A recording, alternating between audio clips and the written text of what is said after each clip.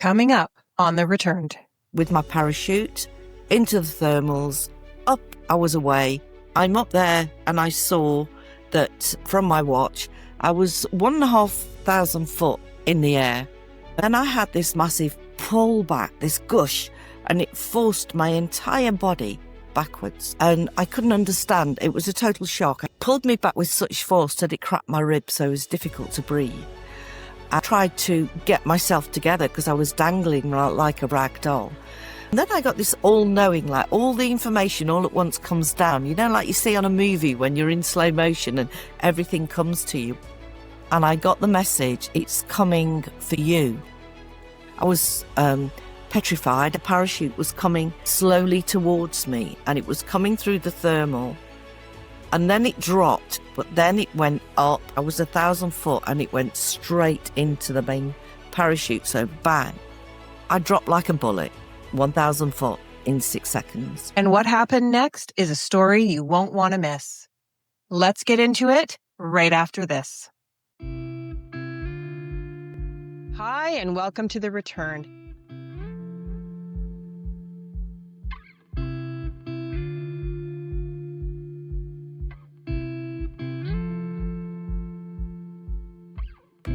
Here's to everything we'll discover together.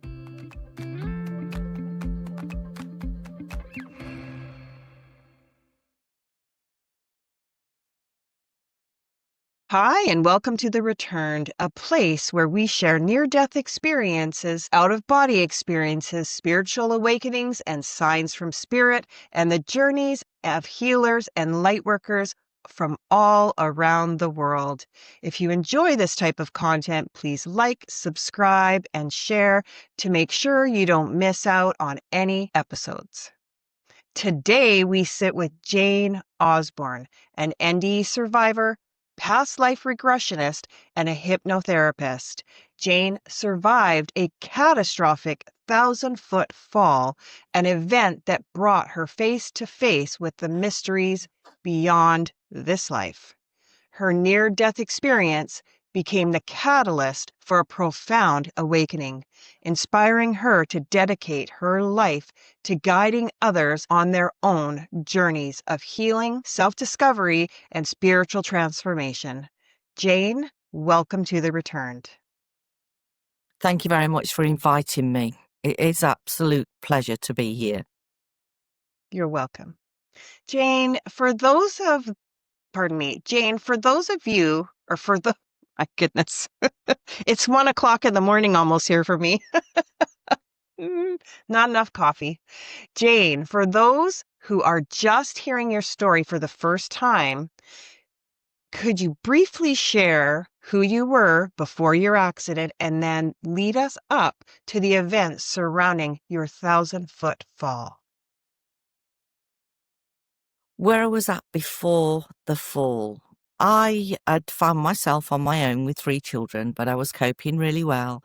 And I was a student at the university not far away, and I'm busy sorting that out. And I was doing well with my grades and everything.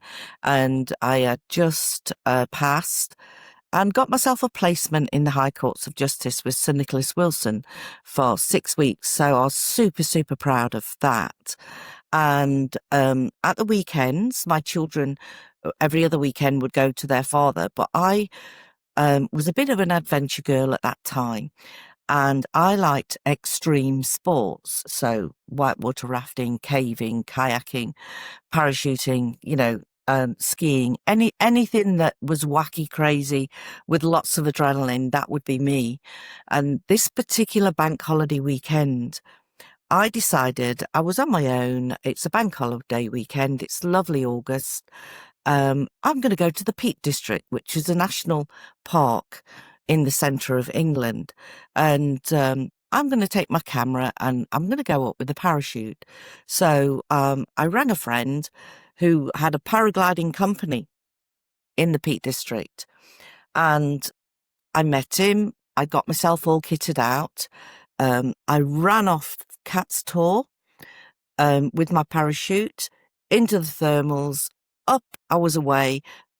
And my aim was to look for birds and landscapes and take photographs, which is what I was doing. So I'm up there, and I saw that from my watch, I was 1,500 foot in the air. Doing pretty well. I was quite pleased with myself. And then I had this massive pull back, this gush, and it forced my entire body backwards. And I couldn't understand. It was a total shock. I couldn't understand what hit me, because what's up there, right? I mean, a bird couldn't do that. I actually thought maybe I've ran into a plane and it's entangled in my chute. But it pulled me back with such force that it cracked my ribs, so it was difficult to breathe. And as I tried to get myself together, because I was dangling like a rag doll, I looked to one side, and I could see my parachute was here. And I could see on this side that my emergency parachute had deployed, so it had pulled me backwards, and it was hanging over there. And then I got this all-knowing, like all the information all at once comes down, like you see on a movie when you're in slow motion and everything comes to you. Well, that's exactly what happened. And I looked at this parachute and I got the message, it's coming for you. Well, what do you do? What could I do? I was petrified. I was trying to think at the same time. And I noticed that the parachute was coming slowly towards me, and it was coming through the thermal. And then it dropped, and I thought, oh, maybe it's going to go down. But then it went up. I looked at my watch. I was 1,000 foot, and it went straight into the main parachute. So bang. I dropped like a bullet, 1,000 foot in 6 seconds. And obviously that hurt a lot.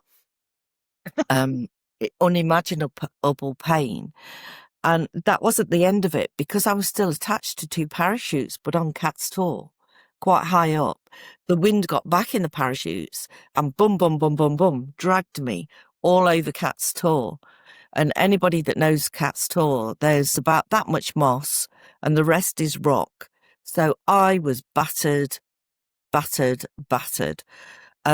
Eventually I got taken to hospital, and after a number of days, because obviously I was very injured, the prognosis, they came to me and they said, look, Jane, you've broken many bones in your body. You've broken a lot of your spine. You've broke your neck in 2 places.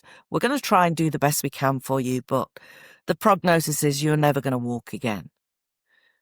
And I thought, wow, this can't be right. Miss Independent doesn't need anybody.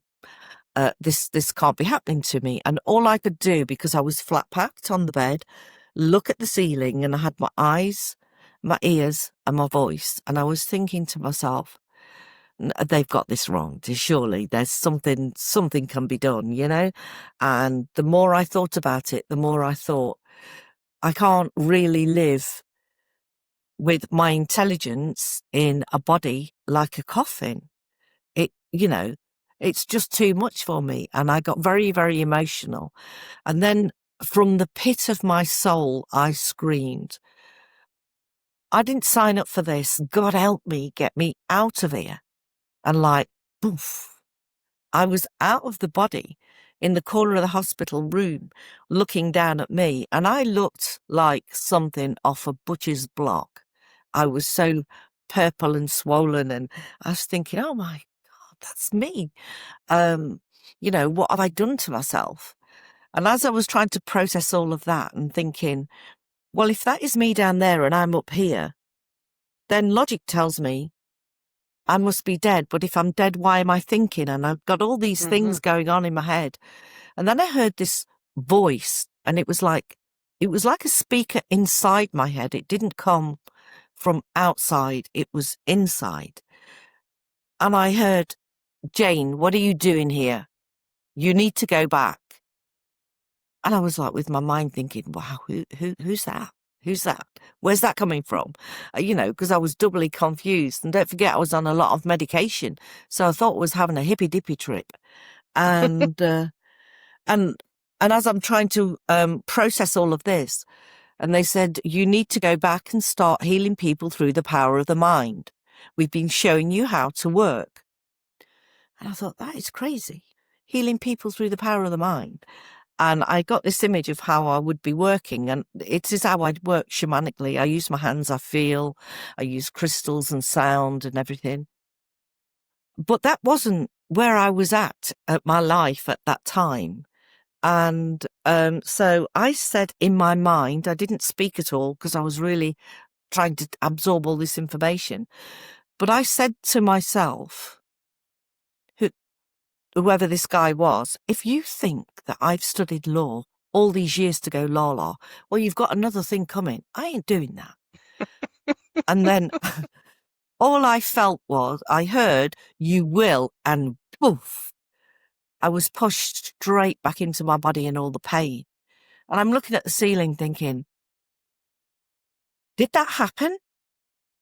Or whatever this juice is that they've got on, because my hands were all, that I'd got tubes everywhere and they were feeding me lots of stuff to keep me calm and quiet.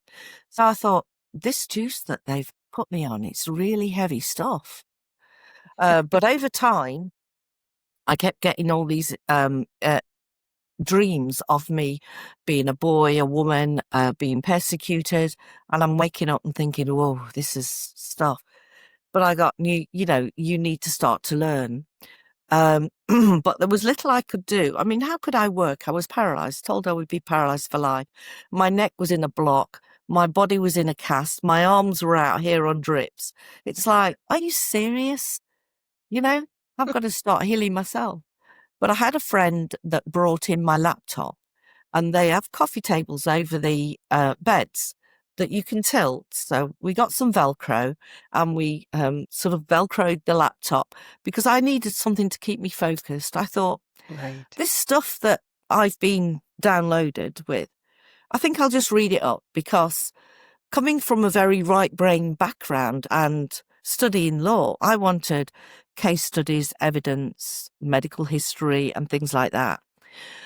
And as I started to read, and the more I read, the case studies, Dr. Vise, Ian Stevenson, Dr. Mooney, and many, many more, I thought, wow, I think there's something in this.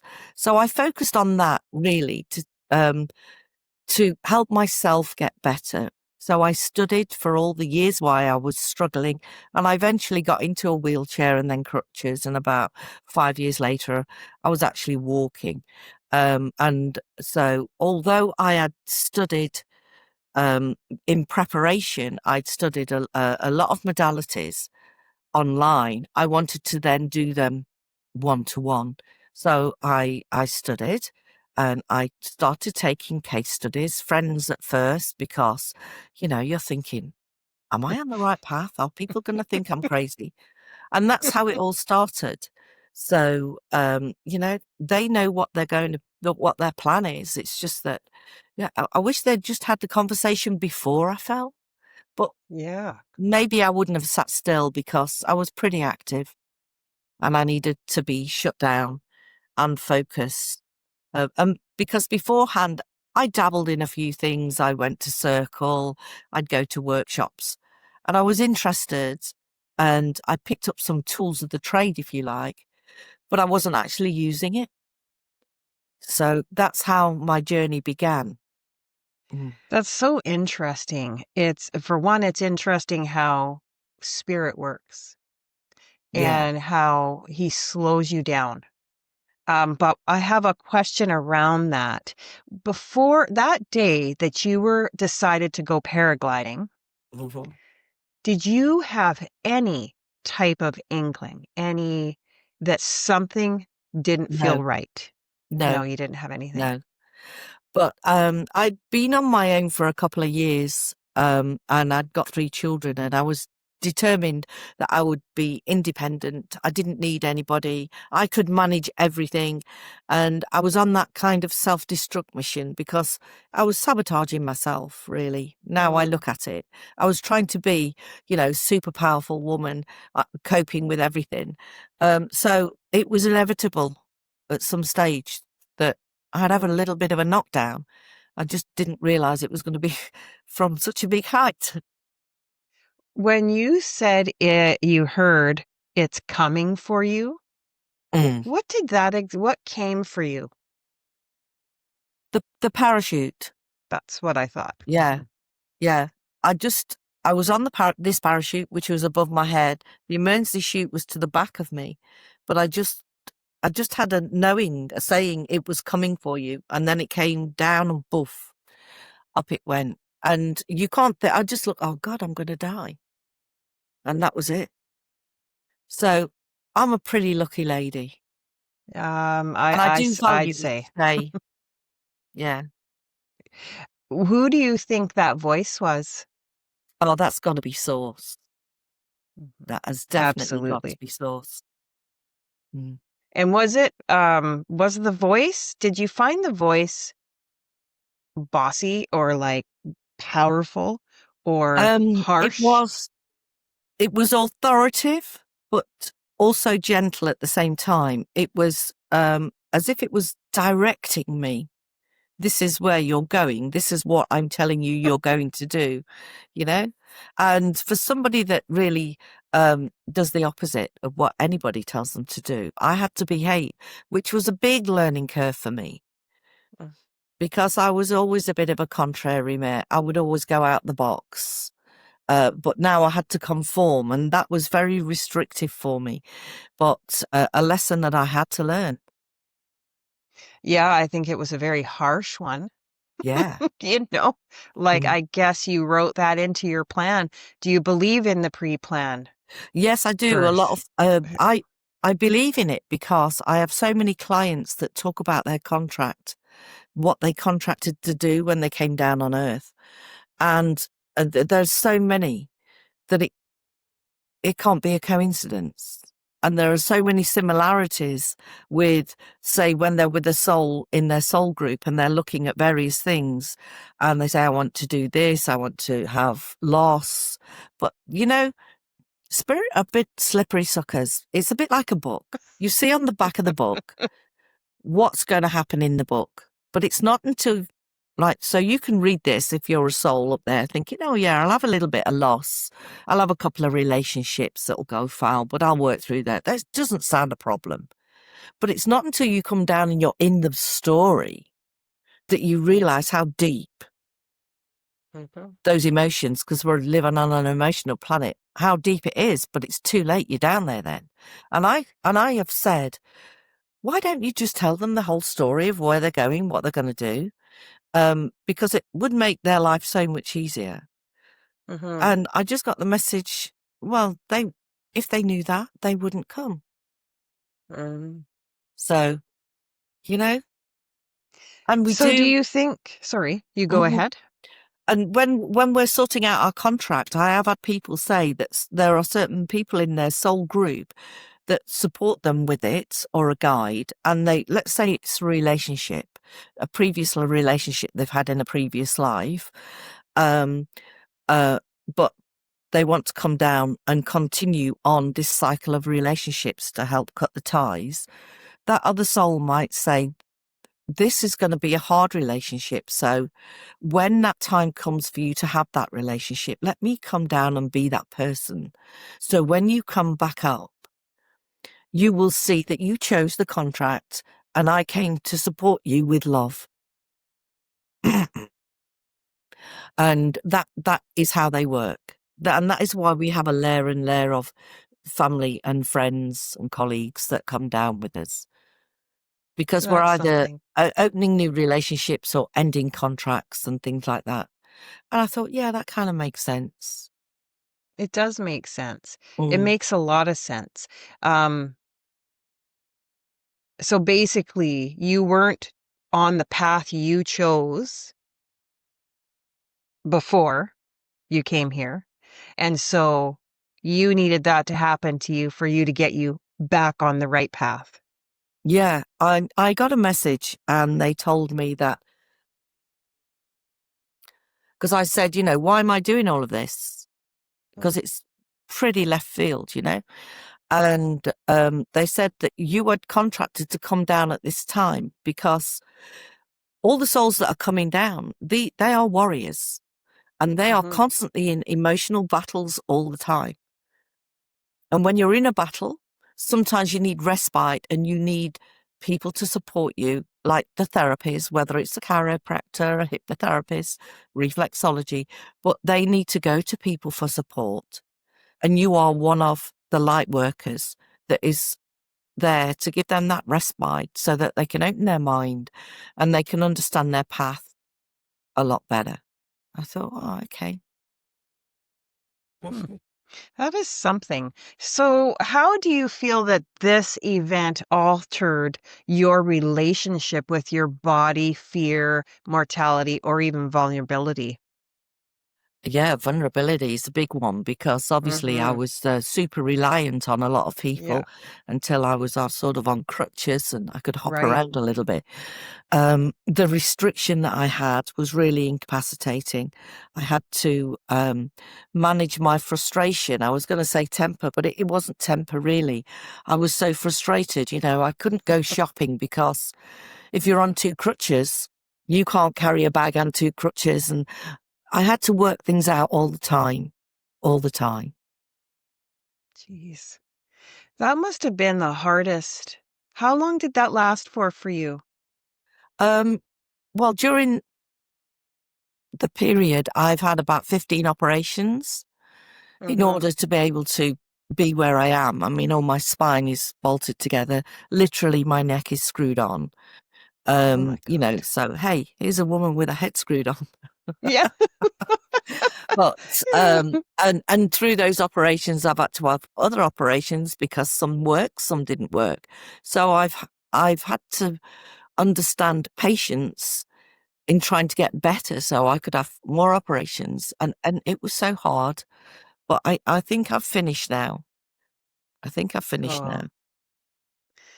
In what way do you think the NDE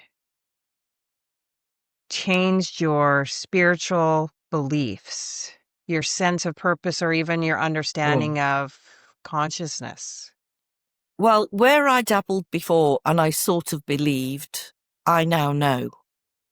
And that is awesome because I can't get the information that I receive from my own backgrounds. It's Mm-hmm. like if I'm with somebody, if I'm with a client and we're going through a past life regression and you never know where you're going, whether it's the past life or a different planet. And and then they'll say something and I'm thinking, how am I gonna what's the next question? You don't know what to ask. And it's almost like they plug me in when I Oh. work. I get plugged in Mm-hmm.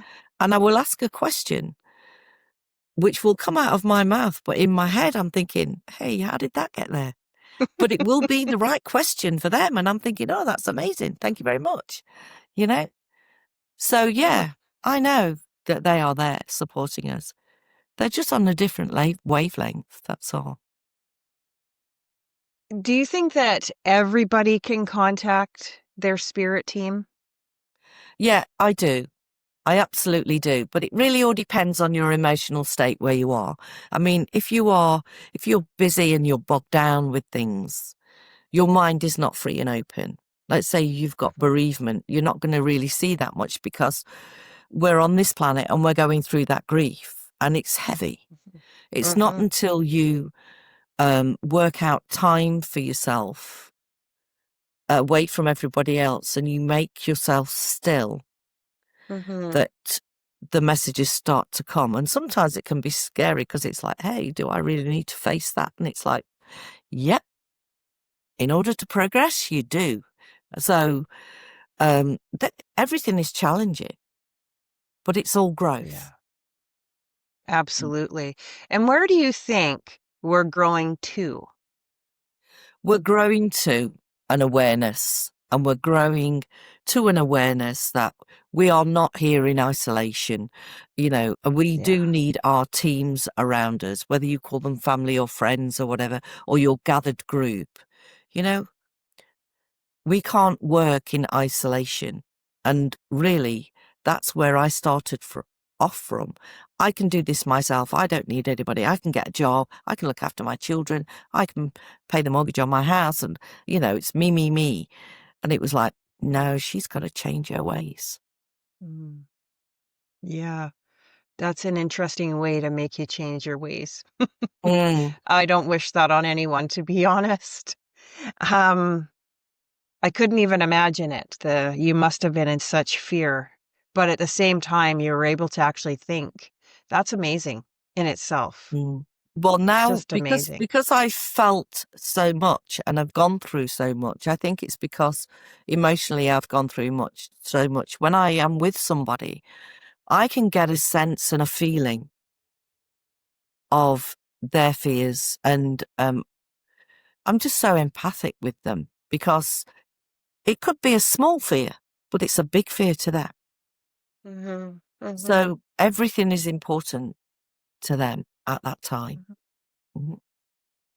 Jane, do you believe that humanity is waking up spiritually? Absolutely. And we've come along at great speed over the past 10 years. I mean, Yeah, Dolores Cannon really yeah. opened Pandora's box up, didn't she? Yes, she did. And although I believe that she wasn't qualified, as we all need badges in this life, but she was very, very intuitive. And she opened Pandora's box, and we all took a ride on that, didn't we?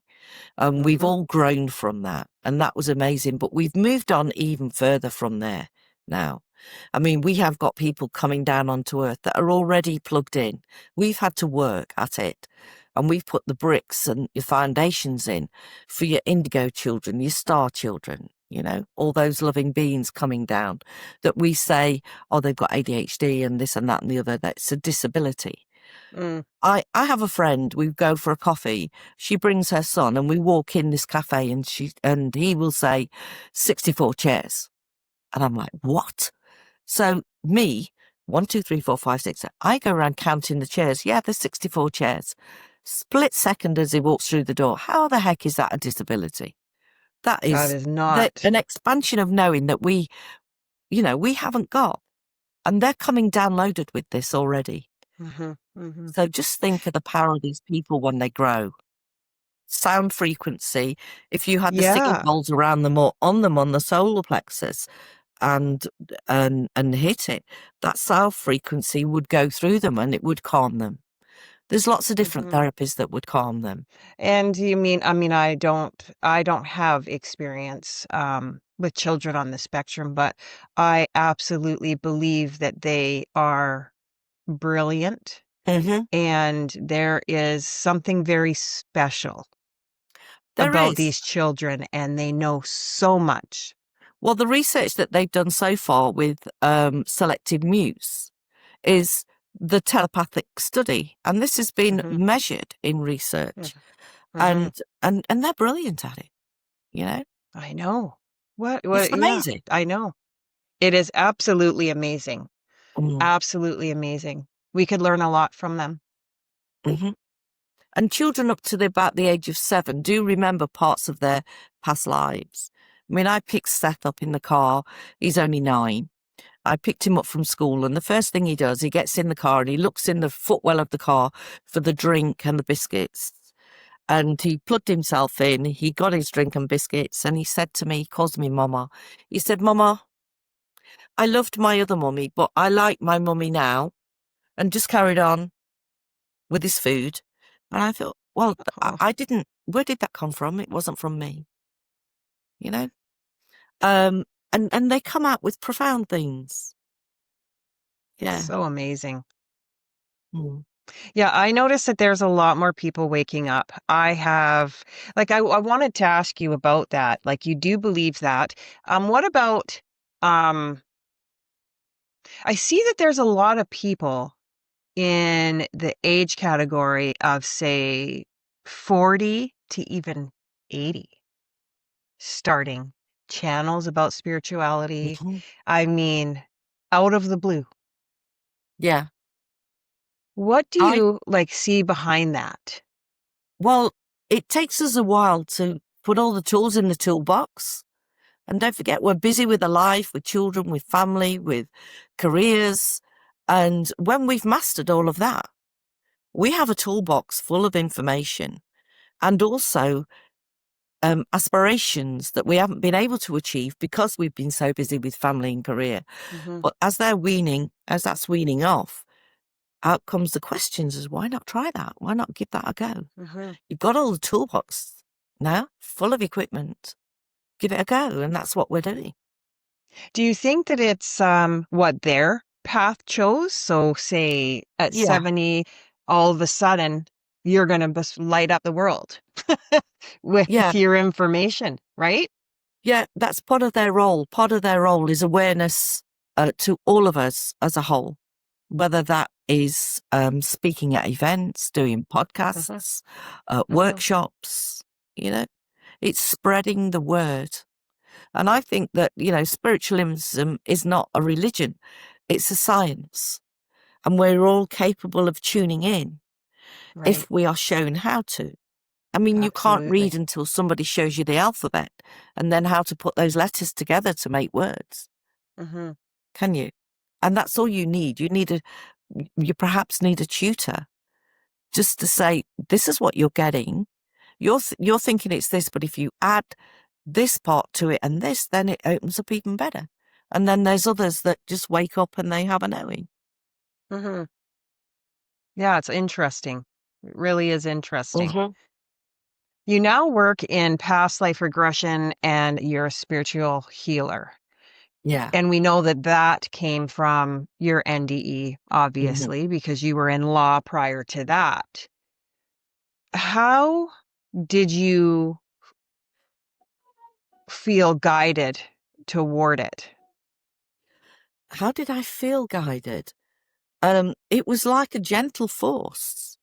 Okay. And although I doubted it myself, I'd be put in places and positions where all of a sudden I'd be chatting with somebody and then I'd be driving home and thinking, did I make that connection there myself? Or because I wasn't going to go to that place and I met this person and they gave me all this information. You need to write a book and, come to this. And somebody put me there for sure. Oh, yeah. Yeah, Mm. the other day I took my dog to the groomer, and just because you said that, it made me think of this. But I'm sitting in the truck and I'm waiting to go in, and I hear a voice say, "Tell the girl about your podcast." And it always comes in on my right side, and I'm Yeah, thinking, I just said to myself in my head, why would I tell her about my I podcast? know. Like We're just forever come out of the questioning. blue, Yeah. right? So then I'm thinking, huh, who was that? Why do they want me? So of course I go in and, I had what didn't get back to her on time, so I had an excuse to bring it up because I said, "Oh, I'm really sorry. You waited for my response. I have a podcast." So that's kind of how I did it. Meanwhile, she goes, "Oh, what's your podcast about?" And I told her, and she goes, "Well, I had an NDE." And she went Oh, into this incredible story. I was like, "That's why you wanted me to tell her yeah. about the podcast." Interesting. So interesting. Just before I went into the groomer, I couldn't believe it. I just thought, wow, that's incredible. And the funny thing is my groomer was gone away. So I had to find a new one till my other one got back. And I just was going through like, oh, okay, oh, she looks good. No. And then I kind of went by feel. I said, I'm going to go to her. Called Yeah. her, did her thing. And there we go. I couldn't believe it. It was like, oh, It's wow. almost they just like nudge baby steps, you know? Yeah, yeah, it was so incredible. Yeah. You will do Such this. cool. Boof. Yeah. Yeah. Hmm. But Where was I I? like to Oh my find goodness. evidence in past lives. Um, Yeah. so that, and I Google the sessions, the history that I find. I had a friend that came round. I thought it was quite funny at the time because he's a huge guy. He came in, he said, Jane, Jane, Jane, you need to help me. I said to Tracy, we go on holiday. He said, but I can't go. And I said, well, that's not kind of in my remit. And he said, no, no, no, you don't understand. She wants to go on a cruise and I can't go on a boat. He said, I'm petrified, but he said, I'm not going to tell her that because he's like a big macho man. And I said, okay, we'll have a coffee and a chat, and I'll take you down to the root cause. Thinking that it would be in this life when he was a child, maybe he fell in the pool or something like that. And I had no intention of taking him into a past life regression. But he told me his name was Jack. He told me it was 1338. He told me that he was working on a boat that was taking people out to sea for a sea burial because there was sickness on the island. And I said, what island is it? He said, I'm in Sicily, in the port of Messina. Okay, so I record everything now, so, and I've got all that history. It's 1338. It's in Sicily, in the port of Messina, taking people out for a sea burial. I said, well, what's happening? He said, I don't really know. He said, nobody knows what's happened, but we've got a sickness on the island and it's nearly wiped everybody out. And I said, well, what has this scene got to do with him going on holiday to enjoy his cruise? And he said, you don't understand. He has two associations. He eventually got the sickness on the boat and he died on the boat. And his subconscious mind remembers that and wants to protect him. It's a bit like your mobile phone. You know, you can take pictures and they're in your gallery. This is our camera, and our subconscious mind is our gallery, and we store lots of things. He said, and every time I see a boat, I get a little flashcard come up and it says, are you sure you want to go on that boat? Remember what happened last time? So I always ask where you're holding that fear in your body, because if you don't release your emotions, they seep into your organs somewhere, and it was in the solar plexus. So we release that. And then I set to with Google, and we discovered in 1337, 12 ships from Europe travelled to Sicily, to the port of Messina. A couple docked, but they were full of illness, and they were sort of deformed and very, very ill, that they barred all the others from docking, and they were the ones that brought the Black Death to Sicily. Wow. And he was in 1338. Sicily's nearly wiped out. And he said, well, where the heck did I get that information from? I said, well, it wasn't me, you know? And he Unbelievable. went on that cruise, he was fine, because he understood where it was. And I say it's out of date stock. It's out of date memory in this body that doesn't serve you today. And we have lots of it. We pick up things all the time. And so that's the kind of thing interesting. we look for. You know, I want to know, tell me about, because I don't give subliminal messages. I want the truth. Tell me about that fibromyalgia. She went back to when she was 22, when she had breast cancer, and she said it was the chemo that was going through my body. It got stuck somewhere here, and a bit like a train track, it couldn't get through, so it split, and that trauma in my body triggered fibromyalgia. I was like, oh, let's go and get that split, pull it all back down, and let's lock that gate. She stood up. I couldn't believe it. I was like, please don't. But she said, no, I'm going to stand. She stood on her two crutches of such happy tears, you know? That is so incredible.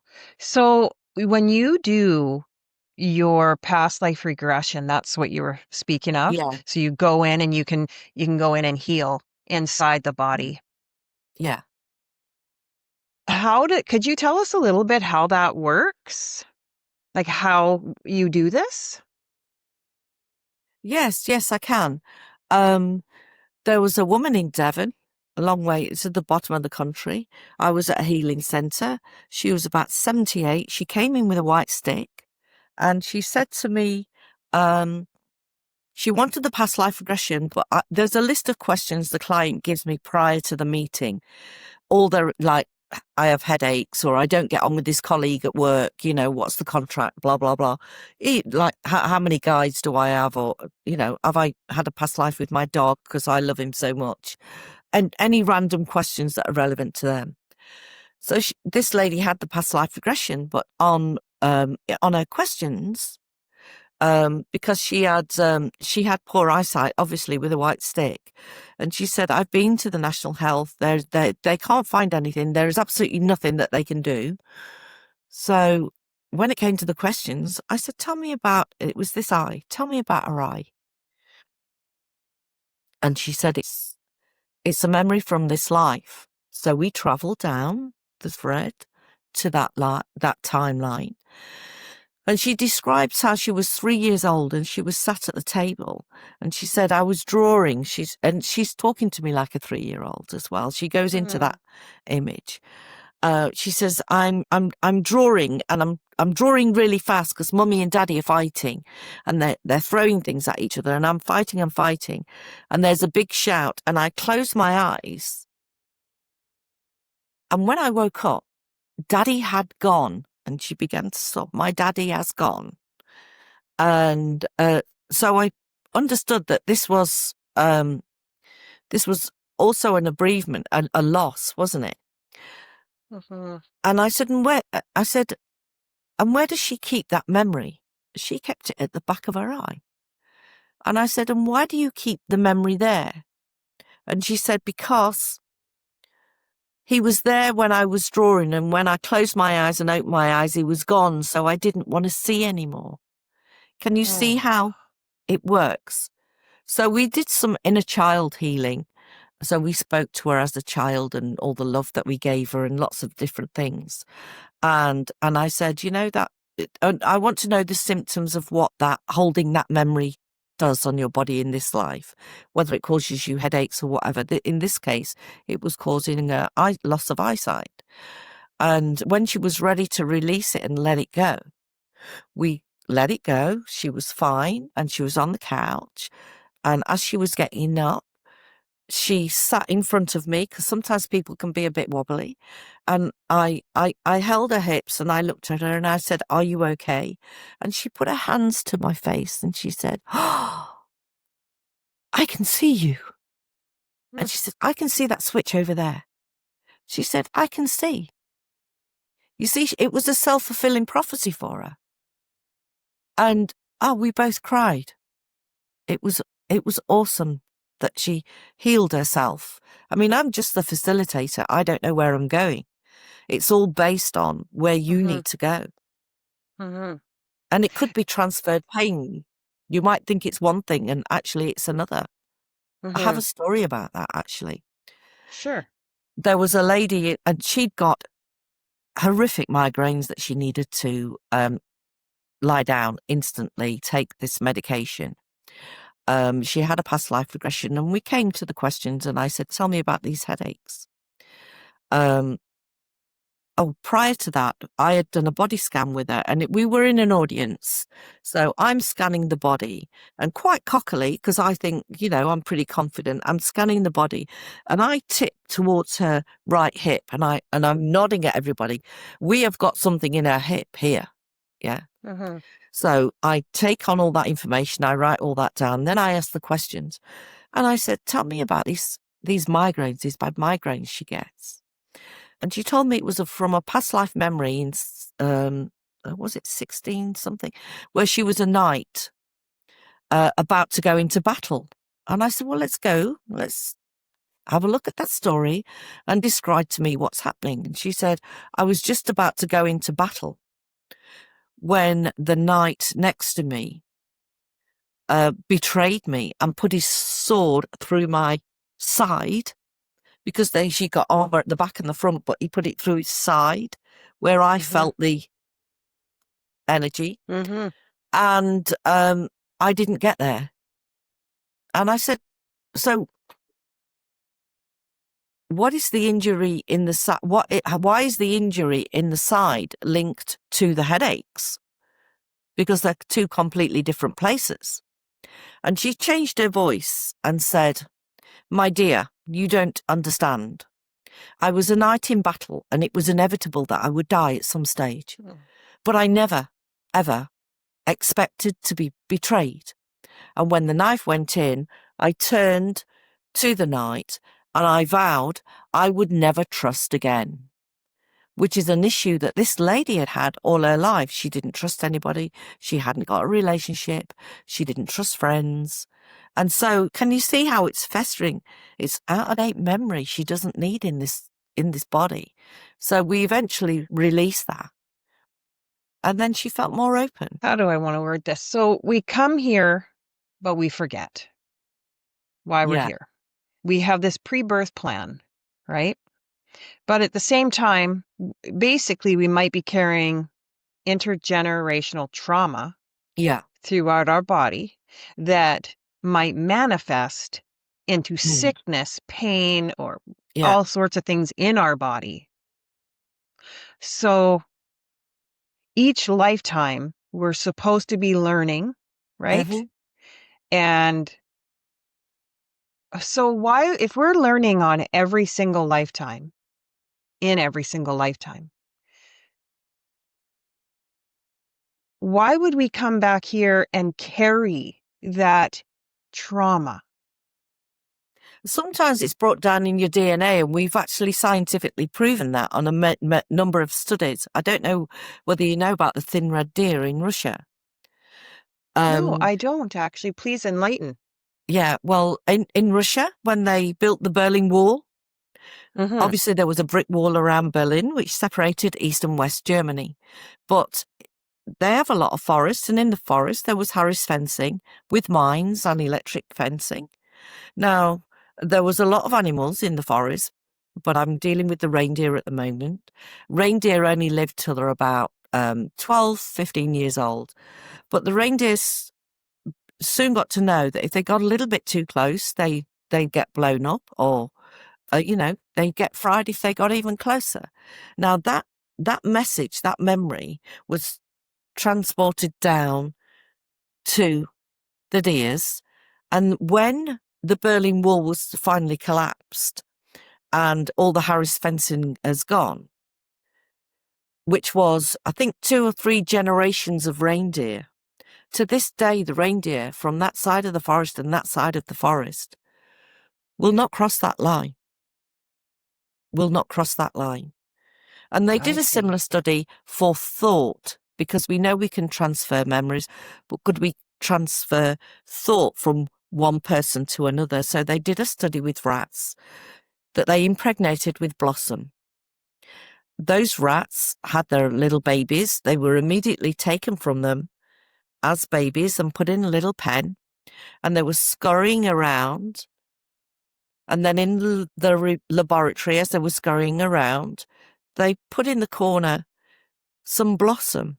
And as the little rats got closer, they went into fight or flight mode. So we now know that we can transfer thought. And it's not necessarily from our own lives. I had a guy that couldn't go on a motorway because he couldn't get up the slip road. To cut a long story short, he went back to a life of his grandfather, and he said, I'm shaking and things are coming at me everywhere. He said, and he was in the trenches. He was in the World War, in the trenches. He said, the bombs are coming this way, the rain's coming that way. And obviously, if you go up a slip road to come onto a motorway, you're kind of in a bit of a trench. And then the lorries are coming to the right of you, the rain's coming. He said it triggered.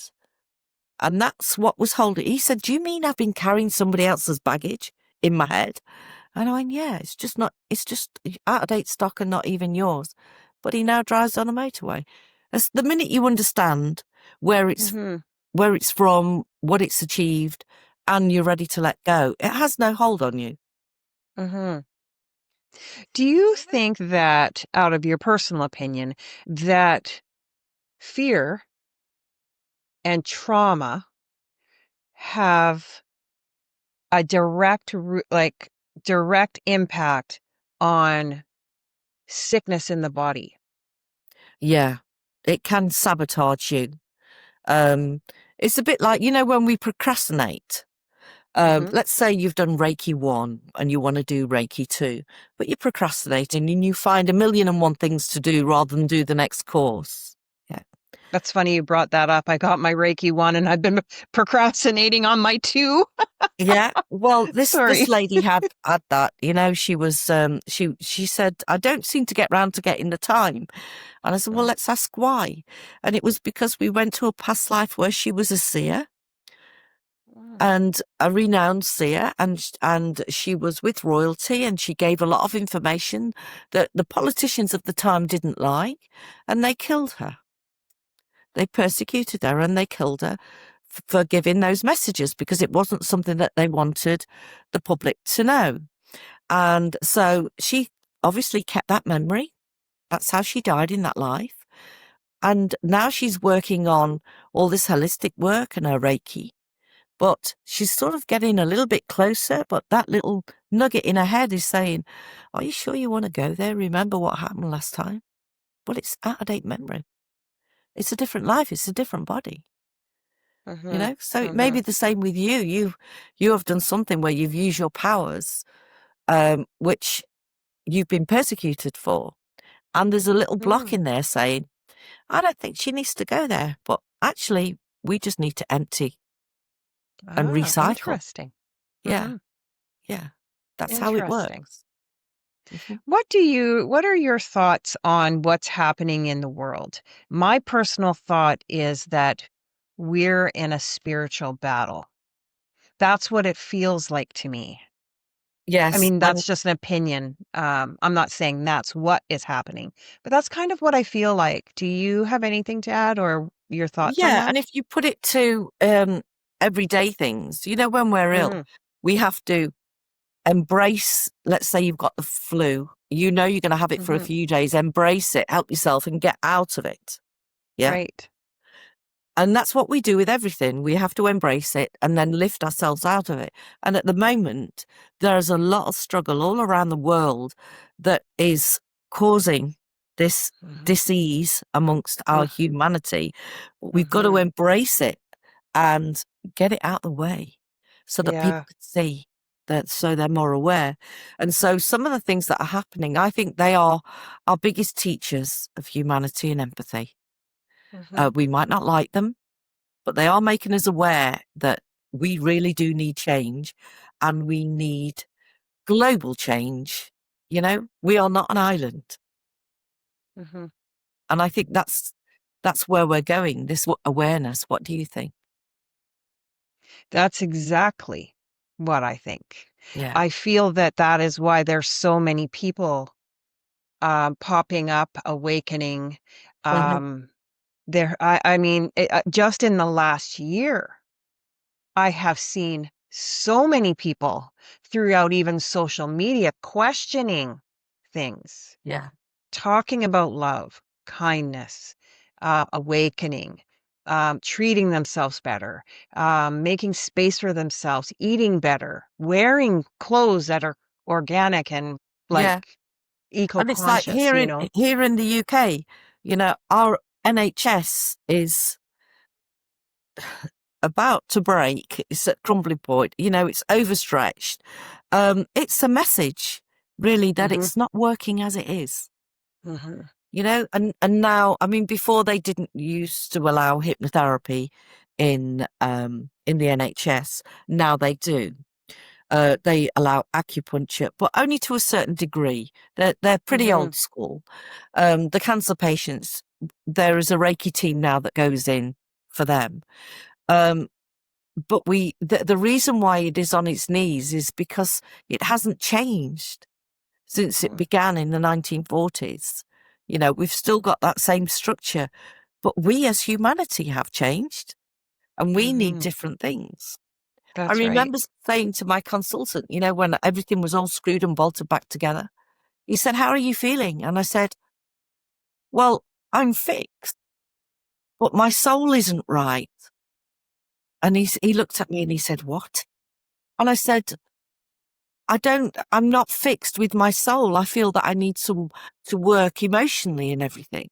And Hmm. he took it as an insult. And I said, you've done a really good job, a bit like a plumber. You fixed everything together. But Hmm.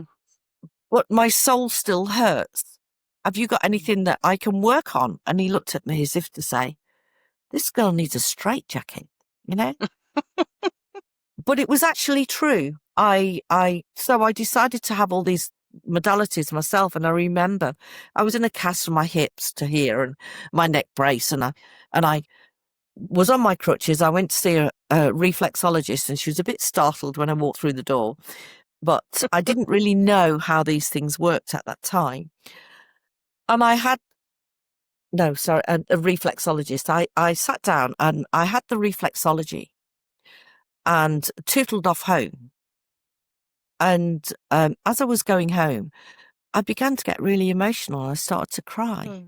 And I got in my house and I started to cry. My phone rang.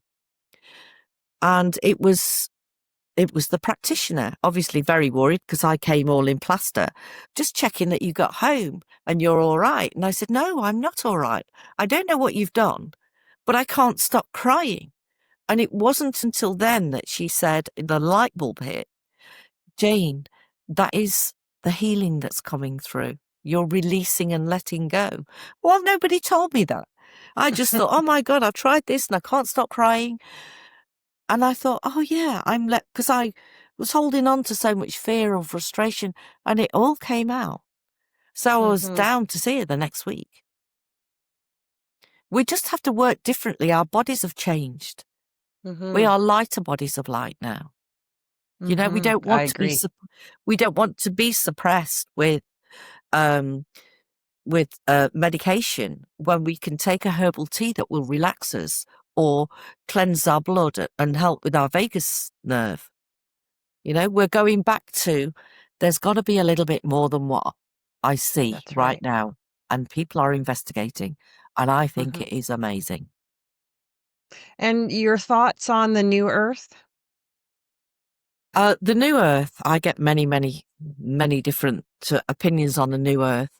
The new Earth is all about those that are adaptable and will change and those that won't. But haven't we had that throughout history? We have the people, let's say in churches, that want it to behave like this because it has for all time. And then they wonder why people don't go. It's because they haven't changed.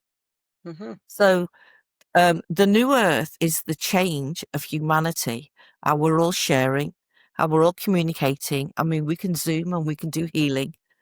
You know, and I have been told that you heal as one and we see you. You heal as a group, and the light shines throughout the world and the universe. And we can do that over Zoom now. So this new Earth is new because we're bringing all of us on our planet together through our new technology. We can't hide away from AI and Zoom, and you know, we have to embrace it and make it work. Too. Make it work for us, and work. If we work positively with it, that energy is then positive, not negative. If you decide to fear it, it's going to be a negative energy. Do you think that the new Earth is just a frequency then? Yeah, it's a frequency, and it's where we open our mind and we're all more aware. You know, it's like tuning into BBC Radio 1 and BBC Radio 2. And we're at the moment, we've got a little bit in between and we're all a bit fractious, but we're going to meld and we're going to be on that frequency. And then it'll be, ha, now I see. Yeah. Oh, and it's like, I can't you know, wait till that day. You lose friends. You don't lose friends. You grow and they stay where they are and you're moving forward. That's right. And there's nothing wrong with that. No. And There's that's the nothing thing wrong. with the new Earth. Some people will move towards it and some unfortunately won't grow, so they won't understand. But then that's their choice because we've all got free will. We can change. We can change our story at any time.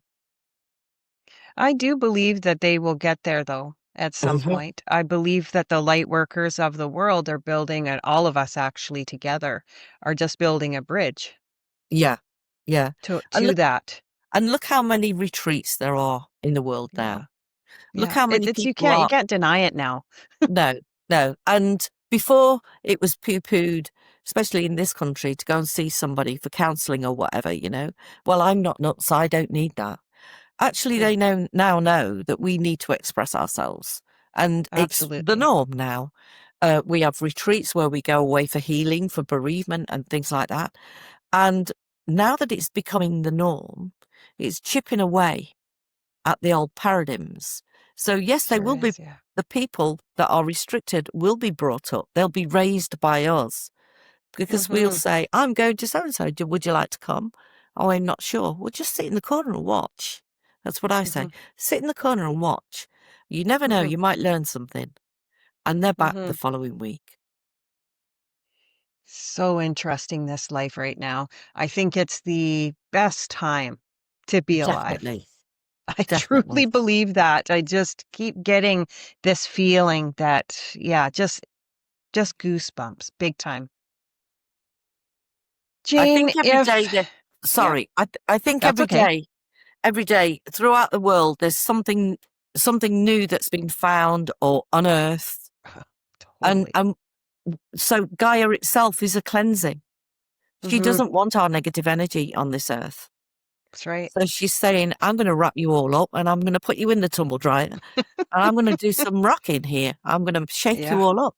And that is exactly what's happening Isn't because that the she won't be truth? able to survive with all that dominance, that negativity, that power Mm-hmm. searching. You know, Mm. we used to share in tribes and communities. Now we've got one Yeah. house, one door, Mm-hmm.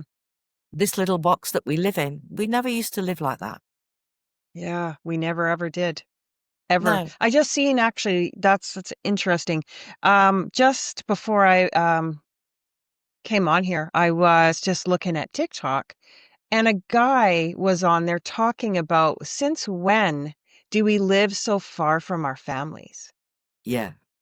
And it was a thought I never thought of before I seen this. Like, well, I did, but I didn't. I have my Mm. son living here. I want my others to move down here too. But when he brought this up on this video, I literally stopped and thought, yeah, life never used to be that way. No, because we've lost our link. We have. And like Yeah. everybody used to be together as a family. I had an interview with a gentleman that said he was 5 generations lived in his house. Wow. Yeah, that is interesting, you know? And he told me that at one point, and this is so unheard of nowadays, as far as I'm concerned, um, he had his great grandfather, great grandfather, grandfather, father in him. That's amazing. You don't hear that Yeah. anymore. I And mean, maybe in some sometimes, cultures you do, but I live in Canada. I really haven't heard of that for a really long time. mm, yeah. And these connections that we have, when we separate from them, because we contract our parents as well, because they will give us the most challenges, doesn't Mhm. necessarily mean that we get on with them. They're That's there right. for a purpose. But you might get on well with your uncle who teaches you to Yeah. read, or your auntie, that takes Mhm. you for a walk and for a picnic. Um, so you do need that tribe. Yes, I agree. I And really I think do. this is why people that are now isolated and their family are so far away have Mhm. gatherings. I mean, Mhm. I do them in the local club. I've got a big show um, on Saturday with a fire walk challenge for Children's Air Ambulance. And I've Oh, got the nice. firemen there with the trucks for the children. I've got falconry there for the children with a Christmas backdrop so they can all take photos. It's a gathering of people. I've got free workshops of EFT, emotional freedom technique, because I want people to know. It's really good for students to know that if you get stressed, you can actually help yourself by tapping into your body, Mhm. change the way you EFT, that was think. called. Hmm. EFT, emotional freedom Mhm. technique. And Interesting. I've used this with my own grandchildren, and I was at school, and I said, well, you can use your own common sense. It's called your Mhm. compass. Like you dangle a crystal, and it goes round and round Mhm. or backwards and forwards. I said, you can do that, and they went, yeah, right. So I had a group, and I said, you need to stand straight. I had one either side of one to hold ready in case they went forwards or backwards. And I said, put your hand here on your solar plexus. And you could either say, give me the answer for yes, or like I would say, my name is Jane, and you feel your body go forward. And that Mm-hmm. is your yes. And then you say something that you're not, you know, like, I like cucumber. Definitely not. Yeah, we go backwards. Some people go from side to side and they went, wow, Interesting. really? And it goes along the lines of kinesiology. It's a muscle testing Mm-hmm. test, but your subconscious mind will move to the Oh. right direction for you. So I had all these kids in this hall, you know, swinging backwards and forwards, going, yeah, it really works. You know, we're going to try this. So some of them are coming for the emotional freedom technique because it's held at a school, this fair. And I said, you guys are going to be doing your exams soon. I've got a great girl that's going to go through EFT. And basically you tap on the meridians here, and you keep going down. And then it changes your frequency and it changes your mood as to how you feel. So you're not so stressed. Because we put a lot of pressure on our children. Got to Do achieve we this, ever? achieve that. It's all Mm-hmm. academic. It's not emotional, mental. It's academic. I But wish they would teach children more yeah, about who they really are, to be honest. yeah, Mm-hmm. their emotions. Yeah, I always say Yeah. to my boys, you know, I know that you've done that, but how do you feel about it? You know, Mm-hmm. and it comes, they come with different answers then. Absolutely. Yeah. Hmm. Jane, if you were to share one message related to your NDE to the people of the world, what would that be? The message that I'd like to give to people is, you know, take note of what you feel, what your heart says, what is coming to you. Yeah. And be kind to yourself. You know, don't struggle with it. I can vouch for that. It just makes life even harder. Open yourself up and say, oh, well, I've got that message. I'd like you to invite me and introduce me to people so that I can expand that message even more. Not, where is this coming from? You know, I must be a psychopath now because I'm speaking to myself and I'm going mad.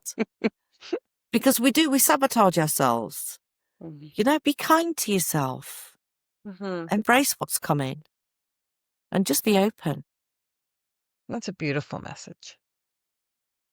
As we wrap up, I'd love for you to tell the audience about your website, your published works, and the kind of sessions or workshops that you're offering where people can connect with you and your work. Well, you're going to put a little blurb about my website, aren't you? Absolutely. I've got a You betcha. website. On that Mm-hmm. website, I've got lots of reviews and videos of people that are telling you how I work. You can find a lot of information on my website. I have a YouTube channel with about 600 videos of how I work. Oh, cool. That's quite interesting because people can watch those and see how I work. But also when it comes to the questions, they might think, oh, that's a question I want answering. I'll put that on my list, you see. Mm-hmm. I'm an author of 3 books and my 4th is just being edited. I I did a psychic cruise around Northern Europe a Oh. couple of weeks ago, and I got home and I got in my head, book Starseed. And I thought, really? And I do speak at UFO conferences because I have people that go to different planets, and one of my trailers is about a woman that's been working with the Octarians, healing of Hmm. light, for 2,000 missions. And so, in the past 2 weeks, it just came out. I've written a book. I'm sure it was channeled. And that Uh, was Starseed. That's coming out, that's coming up. Yeah.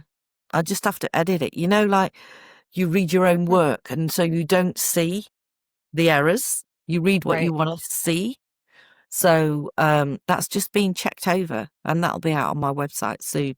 But people can contact me and message me anytime. You know, I'm not chasing for a session. But some people talk to me for quite a while to get to understand. where they're going, what they want to do before they Mhm. are ready. You'll know when you're Mhm. ready. You'll know when you're comfortable with somebody. They'll come when they're ready. Oh, and we'll have all that information in the description box below. Jane, I want to thank you for blah. I want to thank you for joining us today and sharing your transformational journey so openly. Your survival is nothing short of a miracle. Yeah, it is. Seriously, right? Mm, yeah, A living testament to the extraordinary possibilities that exist beyond our understanding of life and death. absolutely. Whatever, right? Hmm. Whatever you endured, the healing you've experienced defies logic, reminding us that sometimes the miraculous does happen. Yeah, and when you think it's all over, please be kind to yourself because your Mhm. journey is only just beginning. You're just taking the top of Pandora's box. Mm. So please, everybody out there, just be kind to yourself. Oh, I love that.